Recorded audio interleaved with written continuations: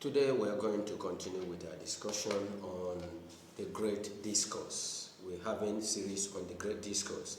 We started from the point where we established the fact that the journey of man began in Africa and from Africa. We established that fact. And we also established the fact that, that the spirit world exists, and also that the fall of man is grievous and has been grievous. But as a reminder to that, if you missed our video, please get back to those two videos that we dealt with that part, the fact that Africa is the ancestral land. As a reminder, let us get back to the map.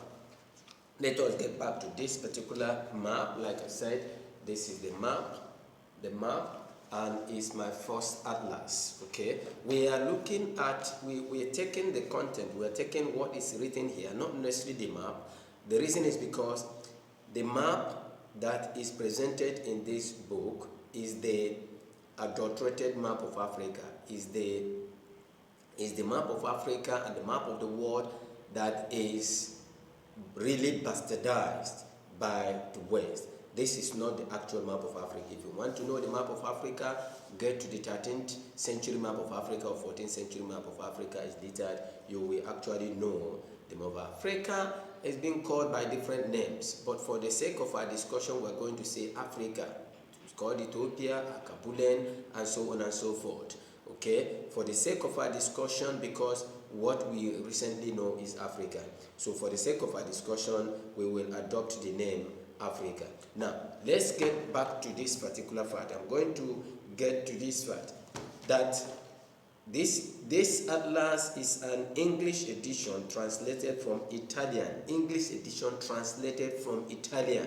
That means the original was from Italian map, and then written by Colin Clark and edited by Maureen Sojourn. Okay. Now we're going to page 28 of this particular map. We are reading what is there, and on the map. We said Africa, it says Africa is the continent from which early man spread out all over the world. Is the continent from which the early man spread out all over the world. And when we read from the scriptures, it says that in the beginning God created the heavens and the earth. If we put that, like we said in that previous discussion, please get back to that discussion and the last video. If we put the two together, you will find out that creation began in Africa. Africa is the land of the ancient. Africa is the land of the beginning of creation. Okay? By that particular fact, we know that Africa is the location of the Garden of Eden. If you want to know, all they are talking about Jerusalem, we are talking about Judah, we are talking about all those ancient cities and ancient, get to the 13th century map, you will testify that Africa is actually the continent, is actually the region from which man spread to the rest of the world. Now, having said that, we discovered the fact that when man was created, man fell. Okay? So the fall of man was in two dimensions. Like we said, the fall of man was occasioned, was influenced in two ways. Okay? That is two dimensions of the fall of man. Number one, we said man's willful disobedience to God. Man's willful, God gave instruction, but man disobeyed that instruction and decided to go according to his own will to choose, because man did not create, God did not create man a robot. God did not create man a robot. Okay, so God created man and gave him the power to choose. That's so man's willful disobedience to God, and number two, demonic, devilish influence to man's fall. That it was one of the most powerful angels that influenced man to disobey God. So man obeyed the voice of that demonic influence. And from the voice of that demonic influence that man obeyed, man disobeyed God. You see that? So it was just like man's willful disobedience to God and the devilish or demonic influence on man. So that from that particular point, because God could no longer keep man in the Garden of Eden as he ordained man, as he created man. Because when God created man, he said, he gave man dominion. He said, have dominion over the earth, have dominion over the earth and replenish it. Okay? So it was that. And God, man had wisdom, the wisdom of God.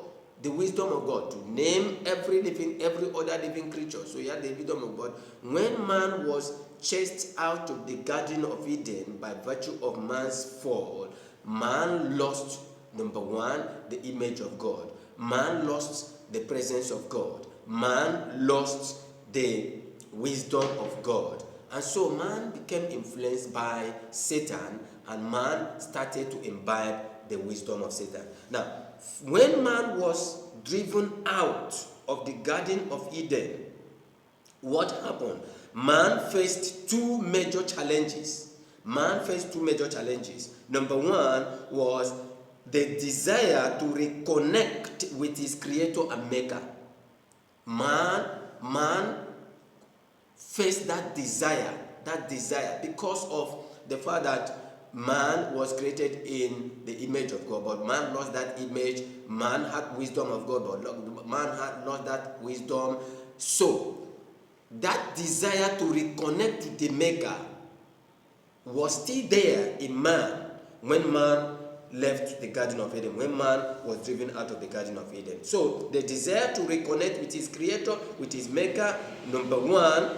Number two, I said man faced two major challenges. Number two was the desire for existential survival. The desire to survive. Okay? So, number one, man had that desire to try to reconnect to God. Number two was the desire for existential survival. Okay? So, now, because of that desire for existential survival, man developed systems and structures, like cultural systems and structures, political systems and structures, and values, economic systems and structures and values, legal systems and structures and values, social systems and structures and values, educational systems and structures and values, military systems and structures and values. And man also had these religious systems and structures. Now we're going to look at we're going to look at just one dimension of the challenges, of the two major challenges of man. We're going to look at one dimension of it. That dimension is the desire to reconnect with his creator and maker. Later on, we will talk about the desire for existential survival, hence the evolution of these systems and structures and values. But we're going to look at the desire to reconnect with God. Now, from the time man fell and was driven out of the Garden of Eden, there was that desire to reconnect with the Maker, But remember, as man left the Garden of Eden, man left as a fallen man, not with the image of God. He left as a fallen man under the influence of a demonic, powerful, angelic being, fallen angel. Okay? So man was listening to the voice of that demonic angel, demonic fallen angel that influenced him.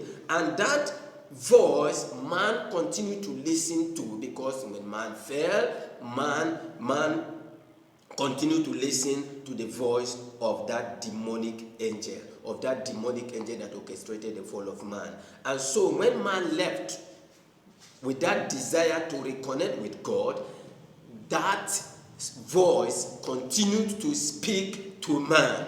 The voice of the fallen angel continued to speak to man. And that's the problem that human beings have on the surface of the earth. From that particular fall, from the Garden of Eden, from Africa, man spread to the rest of the world. But then man had the influence of this satanic being, and man continued to hear from that satanic being. Now, so man searching to reconnect to God, is something that man cannot do. Man virtually is impossible, incapable of doing, reconnecting to God under the influence of the fallen angel, the powerful demonic being that man listened to. Why did man listen to that